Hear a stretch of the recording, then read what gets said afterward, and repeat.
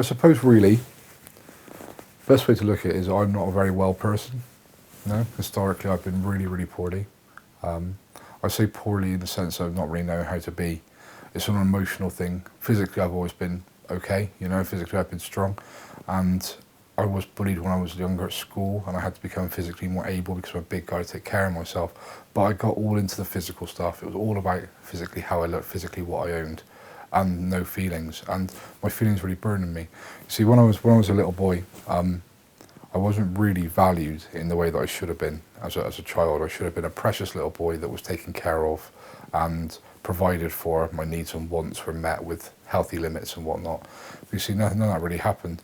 And it wasn't really the fault of my major caregivers, because all parents have parents and their parents have parents, so we get taught how to be a grown-up from the major caregivers that are around us. So for example, if you were growing up in the 1930s, 1940s, very often you get a cane at school for not behaving yourself. So teachers would smack you, parents would smack you, you get grounded, this and the other. Very often dads would go away to wars and stuff, historically for our grandparents or great-grandparents. So we're all set up for this stuff. We have been for all of time. We all get taught how to be. And my parents didn't do a fantastic job in raising me. And that's not because they didn't try. My dad did exactly what my dad thought he should do. My dad worked really, really hard and tried to have multiple businesses and tried to be really sort of entrepreneurial really, and sort of have all this money coming in, so that we had a different life than him. So my dad's dad wasn't really available for him. My dad's one of 5 siblings, and they lived in a 2-bedroom council house, mid-terraced. My granddad, his dad was always at work to pay for the things that they couldn't have, to get them by. They'd share a tin bath and all share one bath water sort of thing. They would get they would get a gift at Christmas, but only 1 or 2 of them would get a gift, and it always depended on what my grandfather won at a raffle or at Skittles. He wouldn't buy anything. He'd give them the presents he got given as gifts from raffles and Skittles and darts, So he didn't really have very much. My dad went to school, not in the school uniform, so he couldn't afford one. Jumbo cell clothes. So my dad would wear a pair of brown slacks and a green blazer and a blue tie and a pink shirt, wherever he could get a jumbo cell that fit him to wear to school. I remember one story he told me about actually the bus driver wouldn't let him on because my dad was a big kid, and because he wasn't in school uniform, he thought he was just trying to hitch a ride, and they ended up getting into a fight on the bus, him and the bus driver, because of how he looked. And so my dad got bullied and picked, because my dad had to fight for his place in the pecking order at school, I suppose. Well, then what happened was, because of that sort of upbringing, having very little, my dad sort of went, my kids are never going to not have what they need, So me and my sister, we were spoiled rotten. My sister had ponies, I had a motorbike, she had a piano. We always had new toys every weekend, every Saturday. We take the Toys R Us. I get 2 or 3 Transformers. Kids loved to come to my house, to the flat above the pub where we lived as children and stuff, because I had all these toys. I had computers, computer games, SNES, Mega Drive, Amstrads, all that stuff. And I was really well spoiled. The thing is, I had everything my dad didn't have, but I had exactly the same dad.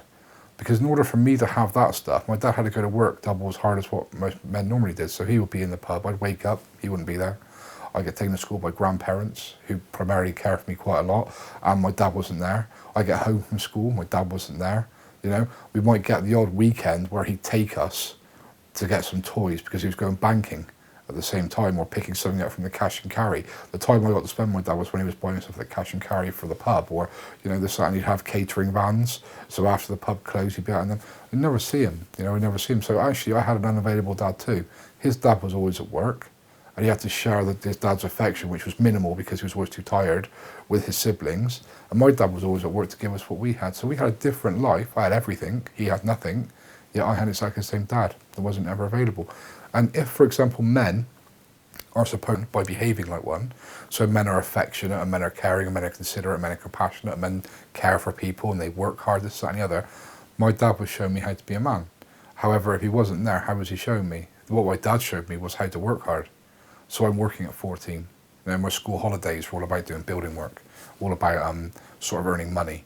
I could have 50 quid. I'd have 50 quid a week, £10 a day, doing labouring work, working 8 hours, 9 hours, 10 hours a day, helping building walls and stuff like that. I'd earn a tenner a day because I wanted to buy a pair of trainers or a new Nike coat to go to school with and stuff. And that was my value to being a man, was you work hard. I met my first girlfriend. It wasn't my first girlfriend, but my third girlfriend, and I didn't want her to go to work.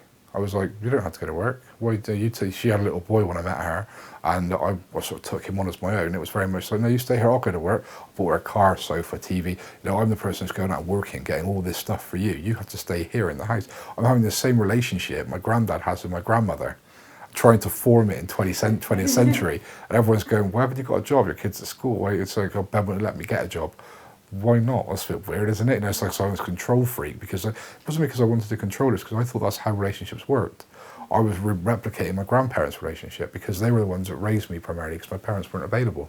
So I started replicating their relationship, and men never really taught me how to be a man. So I didn't know. Then I go out and I'm a big guy, so I get into fights, because I get seen as someone that's a big guy who fell the biggest tree or the best lumberjack type thing. Everyone would pick on the big guy, something to prove. Didn't drink, sort of had to harden up, toughen up, that sort of stuff. And it's really hard. This is all about being a man. And I suppose being a man in this day and age is all about pecking order. Everyone's in competition. Everyone's trying to earn the best crust, have the best viewpoint. But because I wasn't really taken care of as a child, in the sense that my parents weren't there for me appropriately when they were there, even, but when they weren't there for me, I was continually trying to seek approval. So I was running around trying to get affection from men, because I was sort of chasing dad in my childhood. You know, why doesn't dad love me? We have an understanding as adults that people go to work. We say, you know, that's how it was then. You know, when mum took care of us, dad had to work. He had to work double hard because mum was at home. We understand how that works. Even that women didn't earn as much as men back in those days. We understand that as adults, but as children, when we're little precious little children, we don't understand that. We have no sense of mortality. We don't know that dad's going to work because he needs to pay bills. We don't know what bills are. All we know is we're not getting a cuddle. We're not getting love. He's not there when we come home. He's not there when we wake up. Do you know, it's because he doesn't really like us. We have no sense of mortality, so we understand it very differently. And it impacts on something called inherent worth, which is something we're born with, which is value. And that impacts on us big time. It ends up setting us up to chase dad around. And if we're this big, chasing dad around, we're going, love me, love me, love me, love me. That stays with us. And that age stays with us, and that thing stays with us, that way of being, that format. And we get older and we end up in adulthood chasing men around. Going, love me, love me, love me, love me. You know, and that's sort of how it works. And how that works from a love addiction point of view is that, for me, I would be the guy that would drive everywhere. I'd pay for everything. You know, I'd be the one that'd be ringing, trying to set up nights out, you know. And because I'm a love addict to men, and I want to be friends with men, from that format, I would literally be trying everything I could to get all guys together, have guys' days out, and guys. The thing is as well, because when my dad was around, my dad was very volatile as well. My dad was very angry. He was always very tired. And he was always very wound up with him and my mum's relationship. So my dad was physically abusive. So I'm not talking about sort of locked under stairs and stuff like that. I'm not talking about frequently. I think I probably got hit about 8 times in my childhood. And when I say hit 8 times in my childhood, I think, well, okay, I was smacked ass 8 times. You know, as a kid, that's the way it was. Yeah, everyone has that. Yeah. Absolutely. But my 8 times was I getting knocked out with 2 teeth missing and a broken nose. Do you see what I mean? So one of my times was I was playing with my sister and she started screaming because I was using her Barbie car, and my dad in rage come in and caught hold of me. I don't remember what happened because I was knocked out on a door frame. He banged me against a door frame and knocked me out. I woke up covered in blood. I'm about 5, 6 years old. Do you see what I mean? So for me, that I had a massive amount of fear from my dad. And then my dad was terrifying. He's a 28 stone, massive guy, 1 to 70% tattoo, shaved head, always fighting. We live in a pub environment. All I'm watching out the window is screaming, people going through windows. Do you know what I mean? Actually, there's a lot of fear in that, in being a man. And then I'm getting beaten up at school, and actually, it's making me avoidant of men. That enmeshment of that volatility makes me push away that fear. So I want to be everyone's friend until somebody went, yeah, great, let's be mates. So, actually, no, you're all right. Do you know what I mean? Like, I'm trying to get everyone together. Everyone wants to get together. I can't make it out. You know, and that's how it works, because I've got both that stuff going on. I'm love avoidant and a love addict. I want to be loved. I want to be thought of as someone that's great and someone that's welcome to be around. But when someone does love me, a man, I feel very much like, no, I've had probably 40 guys that I've been best friends with. Literally, messaging, popping around, Kev's popping around, Barry's popping around, you know. And next thing you know, I haven't seen him for 2 weeks, and everyone's going, have you seen Barry? Nah, bothered. I was like, why not? Did something happen? No.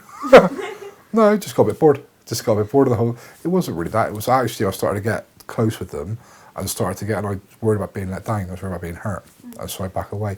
And that's just with men. That's the whole conflict of being friends with people from a very heterosexual way. Women is a whole another thing. You know, the women's exactly the same on the other end of the spectrum. It's exactly the same stuff on the other spectrum. And I'm managing these relationships. My grandmother loved me dearly. I was precious to her. She's a codependent. So, are you hungry, my love? Do you want this, my love? Let's take that off. I'll wash that. You've got a stone. Let me get that off you. No, I'll take you here. Do you want some? No, she's like that. And I'm just like, oh, this sort of like, Nan loves me, you know. Instill me some love and stuff. And because she wasn't always there, because I didn't really live with her all the time, I moved in a few times with her and stuff when stuff happened to me in my childhood. But because she wasn't always there, it was in little spouts. And so it was just lots of affection a little bit at a time. So an hour here, an hour there, a kiss goodbye at school, that sort of stuff where I was doted on by her, but it wasn't all encompassing. So it wasn't too enmeshing, it was just delivered. And it made me feel like, you know, that felt nice, that felt love. However, what happened was my mum, because she wasn't always there, I chase it like this. So again, love addict, women. No, Nan loves me, why isn't she here? Is Nan coming over today? No, why not? It's something. No, it's because she doesn't love me. It's big. Do you see what I mean? Yeah? Chasing Nan. You see, my mum wasn't ever really available. My mum got labelled a sociopath by a colleague in America that I was doing some work with. My mum was very hard to be around. You know, she was shaming, she was abusive. My mum was emotionally abusive, dismissive, and sexually abusive as well when I was little. So actually what happened was my mum would caress me inappropriately, she'd hug me inappropriately, she'd kiss me inappropriately, she'd touch me inappropriately. I'd wake up, she'd be in bed with me, you know, she'd straddle me, rub herself on me, do all that stuff. I mean, actually, she'd do all this stuff with me, and it would falsely empower me and dismiss me at the same time, which is sort of what scapegoating is, you know? So what would happen is my mum would be overly sexual with me and scapegoat me because she's using me, and she's not caring for me.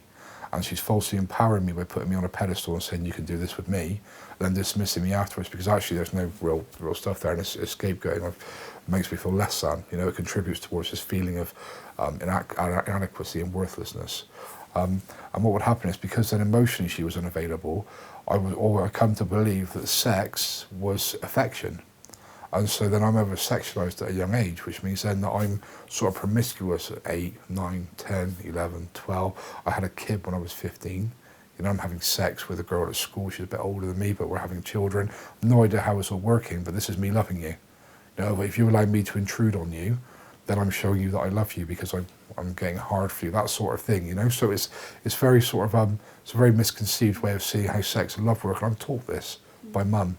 You see, taught this by how this works, and not really taught how to love properly. So I'm chasing after women, then when I have them, I want them to love me dearly, and if they don't, I'm loving them to death, obsessively, and if they do, I'm just delivering sex. Just, that's what you're having, sex. You know, I need to go out with my friends that I've arranged my thing with.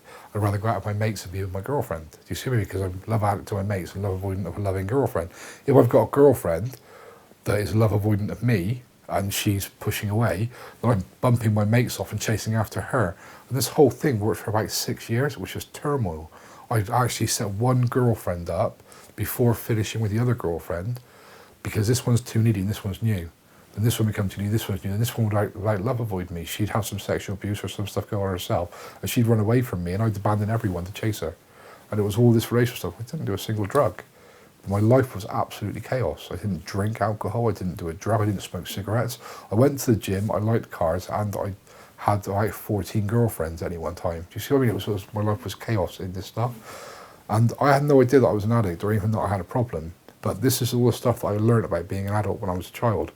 All inappropriate stuff, you know? And actually it set me up for my adolescence, for my adulthood, bouncing in and out of ill relationships. Well, it didn't take very long in all this stuff for me to find other things that impacted on me. So for example, I started training hard, and then I started doing steroids, because what I realised was the harder I trained, the more attractive I looked, and the bigger and musclier I was, so people go, wow, you're looking fantastic, and that would feed my worth and value. When I was born, I talked about sort of how we're valued as children, inherent worth. Mine was not, and I learned very quickly that people liking me fed me esteem. I had no real ability to self-esteem, so what I would do is I would use other esteem. So if you liked my car, that was like a little notch, like a little, yeah, okay, that's cool. Then what would happen is everyone would get used to my car. So I change it. And everyone liked my new car. Then everyone get used to my car, then I change it. I actually have 67 cars since I started driving. Isn't that nuts? I mean, the last couple I've had them for a few years each, you know, so I've had cars responsibly for the last sort of 6 years. I've had 4 cars in the last 6 years, and the only reason I got rid of the third one ago was because it's called a pup when it just keeps breaking down. So I got rid of it because it was breaking down all the time. I had a smart car for 2 years. I've had that car for 2 years. So I've had sort of 60 odd cars over about sort of 12 years. And that's not because they weren't good cars. Some of them were fantastic cars. Some of them I sort of wish I got rid of that. This one's playing me up a little bit. But actually, because people got used to it, I just sold it and got a new one. So her perception was something to talk about. Penn's got a new car. That's sort of up on a pedestal, always feeling so low, always being lifted up. Women liking to have sex with me. The better I looked, the nicer car I drove, the more attractive I was to women. And every single time I had sex, it wasn't about having sex because I loved this person, I was sharing myself with them intimately. It was because every single time a woman allowed me to intrude on them, it gave me power. It made me feel like they desired me, which fed my esteem.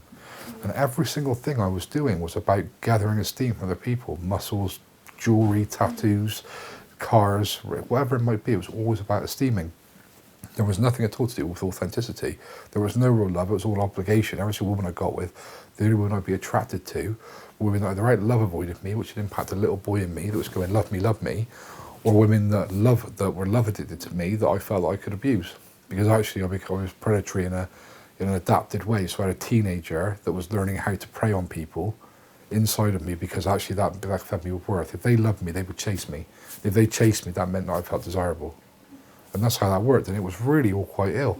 Because there was no drugs or alcohol or drink driving, or, the odd thing I get is a couple of girls would get together and decide that I was seeing both of them share text messages and do this to me. That was about the consequences I had, really, So there was no real reason to look at it. Because actually everything has a tolerance. Everything is tolerant. So sex only works so often, it gets to the point where I had 3 girls I could have sex with, but I wanted a new one because they bored me. They bored me, they're people, I was treating them like objects, but it was actually because they had no real way of feeding my esteem anymore, because I could. I wanted something that I couldn't, I wanted to achieve. Do you see what I mean? So basically that stuff become tolerance built to it. Tolerance built to the cars. I had 4.5 brake horsepower cars. I couldn't go much faster. It was a bit boring now, And so something had to change, and I find drugs. I find organised crime, and I find drugs.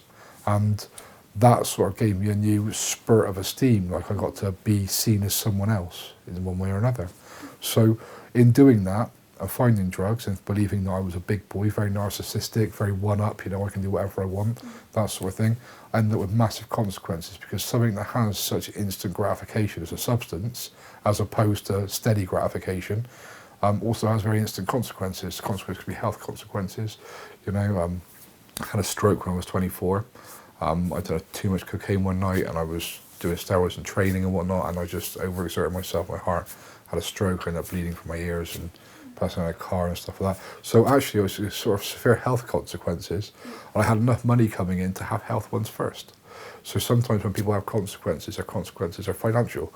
So if you've got a little bit of money, you become a drug addict, you end up losing your house, your car, you're homeless, or you move in with friends, and you find the consequences are really high, and you have to sort it out. If you've got plenty of money, you don't have that problem of losing a house and a car, the consequences tend to be health ones first. It's very dangerous. And that was enough consequences to get me to look at my stuff. And what I wanted to do was go back to when I was doing steroids and not the drugs. I felt like I'd ruined my life. But what I realised was that my whole life had been ruined because my behaviour wasn't authentic, because I wasn't behaving from a functioning adult. What I was actually doing was I was always fixing. What I was actually doing was I was just continually coping with different mechanisms to help me overcome this thing I had of worthlessness. So my whole life really has been a chaotic roller coaster of self-discovery to get me to where I am today. I've got an honours degree and a PIT trained, postgraduate supervisor diploma, all this stuff that allows me to be a therapist. But it doesn't really allow me to be a therapist. It's not really the name that makes me, it's me that make the letters, if you know what I mean, because actually it's just insight. Just keep on looking in, and the more I look in, the more I discover. And the easier is it for me to uncover things for other people, because I know what stones to look under. I've looked under them. I've already worked out what's under each one. I can have a look under that one and realise that's what's there. When someone says this is pinching, I go, well, that's because of that. And it sort of makes it easier to do that stuff. the more I look in, the better I am at therapizing people. Is what I've come to understand, because I know me better. It's not about what I read in textbooks. Theories don't fit people. You know, feelings are what we're really lacking because of what we're taught in childhood. So when we're born, we're all born valuable, vulnerable, imperfect, dependent and spontaneous. Now each one of these has a role in our makeup. So if, for example, we're valuable and we're shown we're valuable, okay, yeah, we're valuable and we're shown we're valuable, then we come to have our inherent worth and ability to self-esteem, which is about relational esteem, eventually, how we are in relationships with other people.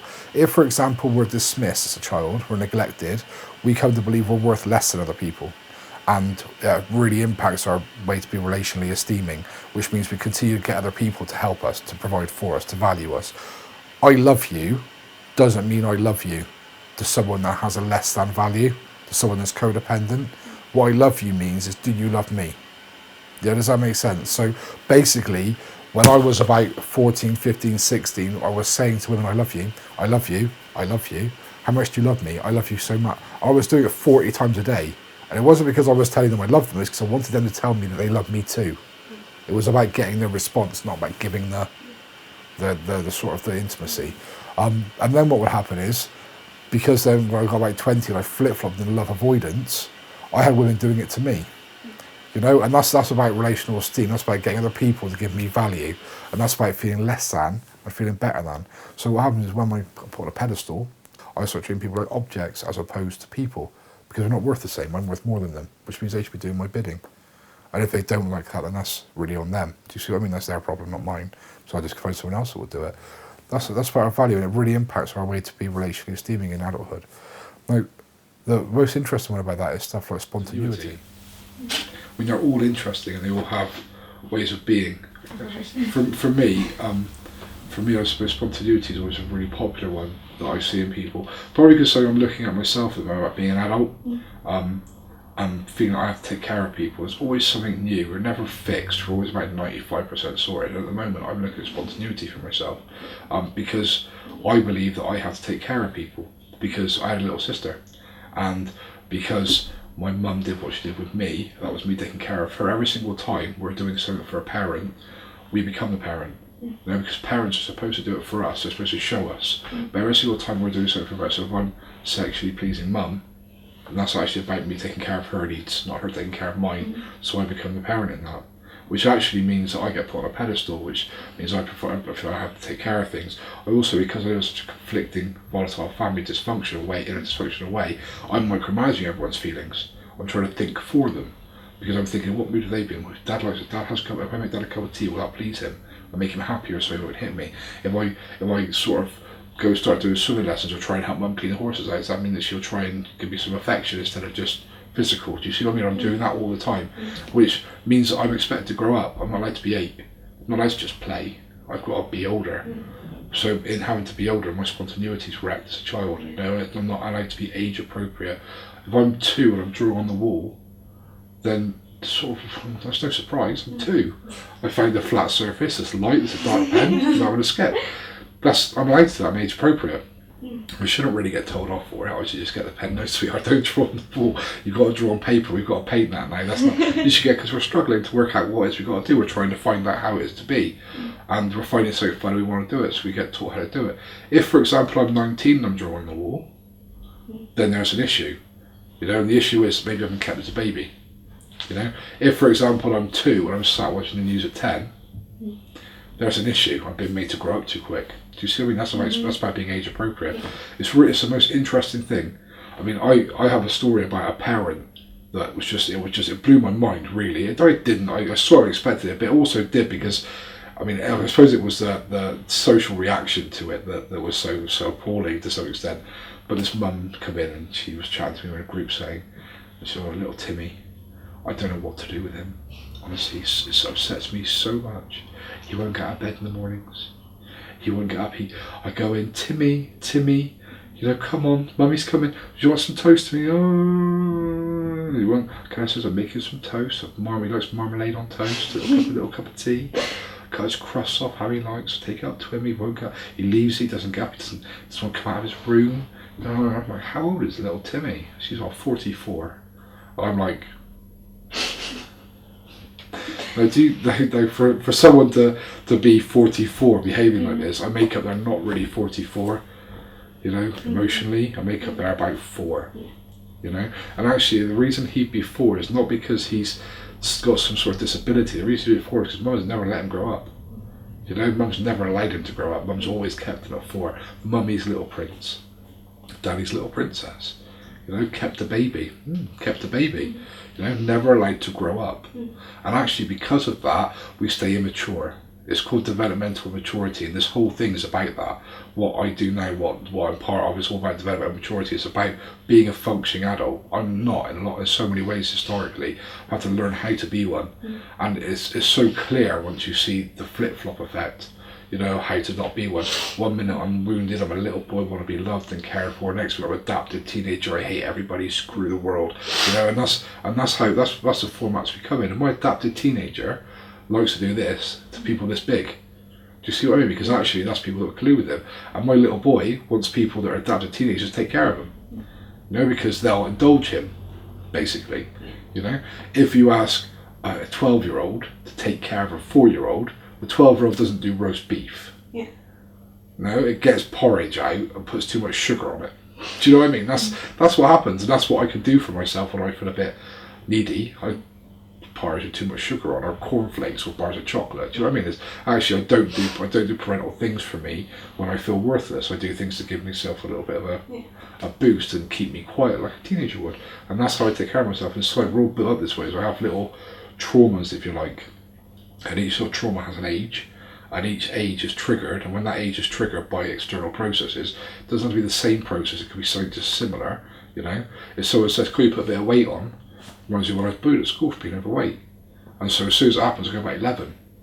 Well, fuck you. Who do you think you are? It's not really a functional adult thing to say, is it? Fuck you, you are. Functional adult thing to say is, do you think so? Well, maybe I should look at that. Do you see what I mean? Thanks for pointing that out.